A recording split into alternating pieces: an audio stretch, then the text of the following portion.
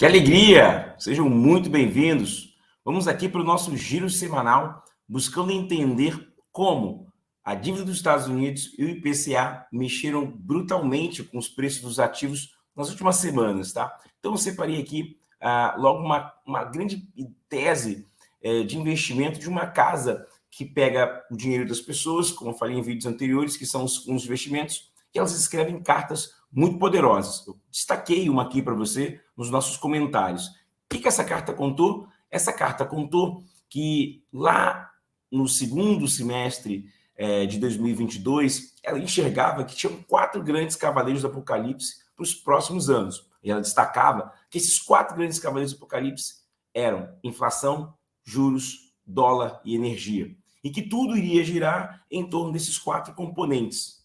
Ela acertou? Olha, é muito legal estudar as cartas de investimento para a gente conseguir aprender como os veículos de investimentos criam suas estratégias e como os investidores podem aproveitar isso. E aqui eu vou contando para você como isso está acontecendo, tá? Bem, se a gente pensar em inflação, a gente tem que ir lá nos Estados Unidos e pensar que a inflação nos Estados Unidos, lá em janeiro de 22, ela teve uma alta de mais de 7%, a maior alta nos últimos 40 anos. Para quem está chegando agora e quer começar a investir, toda vez que você tem um problema de inflação, o que o Banco Central faz? Ele aumenta os juros para deixar o preço do dinheiro mais caro, ou seja, as pessoas não quererem acessar investimentos, não gastarem, fica com pouco estímulo para você consumir, para que os preços venham a normalizar. Isso aconteceu? Sim, isso aconteceu. Separei esse gráfico aqui para vocês, mostrando como os juros dos Estados Unidos saíram de 0,25, que era em 2008, para quase 5% em 2023. Lembrando muito o que aconteceu lá em junho de 2006. O que isso fez? A gente teve ali as grandes crises bancárias dos pequenos bancos americanos. Isso trouxe ali uma insolvência, como o Valley Bank, outros bancos menores, como o First. Então, você teve ali diversas companhias tomando um choque, porque o juros saiu de 0,25 para 5 num espaço muito rápido. Lembrando que isso era um dos pontos lá dos Cavaleiros do Apocalipse. Tá? Bem, dito isso, quando a gente tem os Estados Unidos com uma grande emissão de moeda, aumentando os juros, uma grande discussão, a gente tem que pensar na dívida dos Estados Unidos, que foi um grande acontecimento da última semana. Percebam aqui a dívida dos Estados Unidos, ela indo para um patamar que a gente nunca antes tinha pensado, né? E aqui veio uma reflexão. A dívida dos Estados Unidos é de 31 trilhões de dólares, né? Ela tem uma relação de crescimento da dívida pública na ordem de 130%, ou seja, ela está gastando 30% a mais do que ela arrecada no seu PIB. E a gente tinha ali uma discussão. Nesse exato momento do tempo, a gente sabe que já aconteceu ali o encontro entre o Biden e as câmaras necessárias para aprovar um aumento desse orçamento.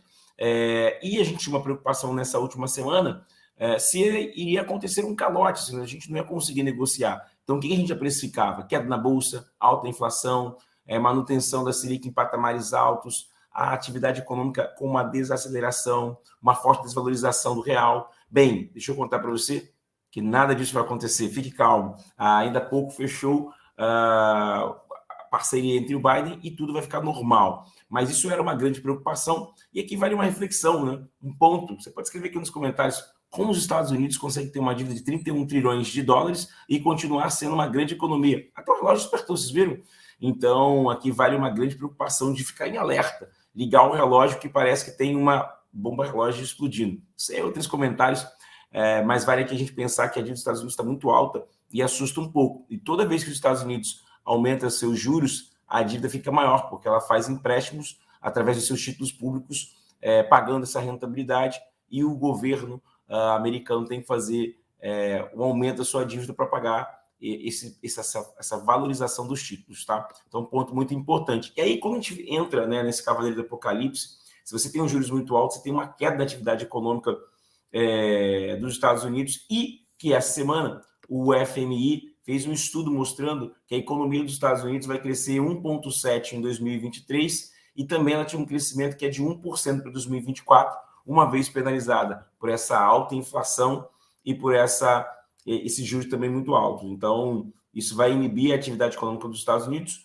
e a gente tem um possível crescimento menor dos Estados Unidos. pensa o seguinte, naquela competição China e Estados Unidos, parece que a China vai ganhando ali alguns componentes de uma possível aceleração, porque a dívida dos Estados Unidos está alta, e curiosamente a China é grande detentora da dívida americana, tá bom? Quando a gente pensa nos Estados Unidos, a gente tem que ir para uma outra variável que os Cavaleiros do Apocalipse falaram lá na carta do Quineia, que é o dólar, né? O dólar, pessoal, ele teve uma semana de queda, 0,14, no ano cai quase 6%, tá? Esse 6%.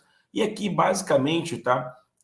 Foi uma semana que ele desvalorizou, ele tem um tomo no ano de quase 6%. Isso aconteceu muito na última semana por causa da trajetória de juros dos Estados Unidos e os números fortes de inflação. Lembrando que toda vez que a gente tem um número forte de inflação, quer dizer que a gente não vai ter um crescimento, porque vai ser menor. Então, aqui vale uma grande reflexão. E a gente vai tentar mostrar para vocês nessa semana de conteúdo algumas coisas ligadas aos fundos de investimento, às ações dos Estados Unidos, como está se comportando, tá?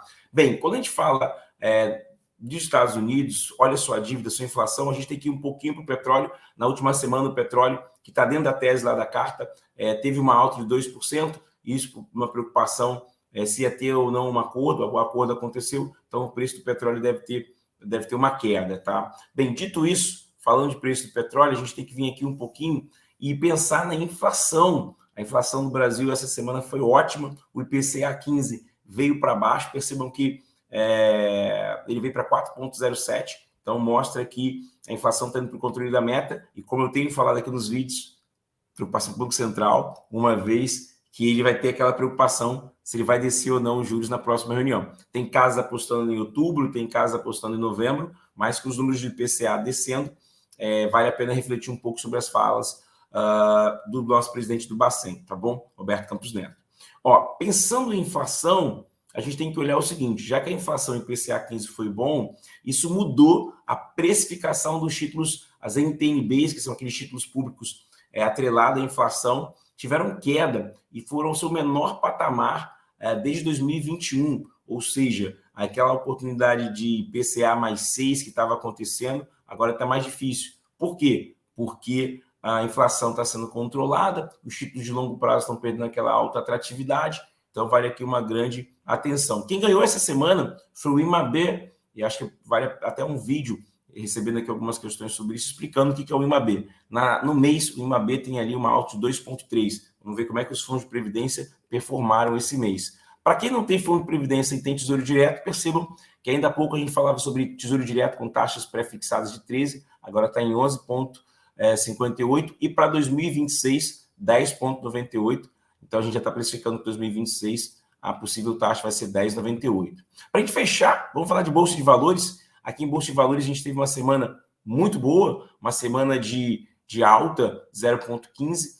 No ano, Bolsa tem um dos seus melhores meses aqui, 1,07, e no mês subindo mais de 6,20, então uma alta bem relevante. O que eu separei aqui para vocês? Olha, separei para vocês uma linha de pensamento para a gente pensar da seguinte maneira, tá? Quais são as ações que ganham com a expectativa de corte Selic e tem seu ganho, sua valorização atrelada à economia local? Vale a pena pensar nisso, por quê? O que eu separei aqui para vocês? Ó, separei que Arezzo, Lojas Renner, Magazine Luiza, Grupo Soma e Via Varejo, percebam, no mês de maio tiveram uma forte valorização.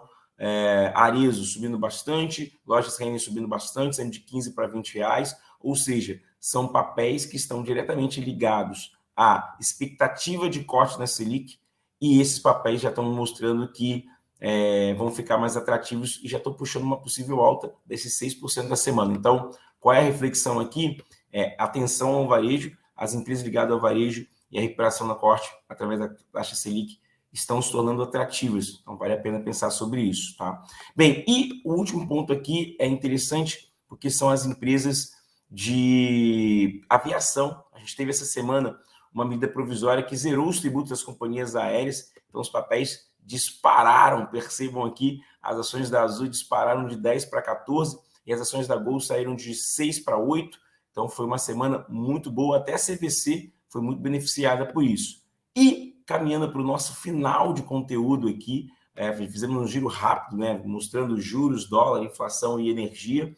A gente vai contar que nessa semana, dia 31 de julho, muitas pessoas, através dos vídeos que eu venho postando aqui no Instagram, falaram o seguinte: Gilvan, por que a gente não faz um conteúdo e você explicando? Então, eu criei um webinar gratuito, o link vai estar aqui na descrição, você pode ir lá, vai ser dia 31, às 21 horas. Então, se você tem dúvidas sobre investimentos, alocação de recursos e carreira, vai ser um Gilvan Explica. A ideia é que ele venha de 15 em 15 dias conversar com vocês, tá bom? Então, dessa forma, com o Gilvan Explica, te fazendo esse convite, eu me despeço de você, fique à vontade para mandar suas dúvidas e comentários, e se tiver algum ponto que você acha que a gente pode trazer aqui para a nossa discussão, vai ser um prazer te receber. Dessa forma, a gente fez um grande giro sobre juros, inflação, dólar e energia, que são as quatro variáveis que estão mudando os preços ativos no atual momento. E mostramos que o varejo vem mostrando ali uma forte recuperação, que daqui a pouco, se você olhar, o bonde passou. Até lá. Tchau, tchau.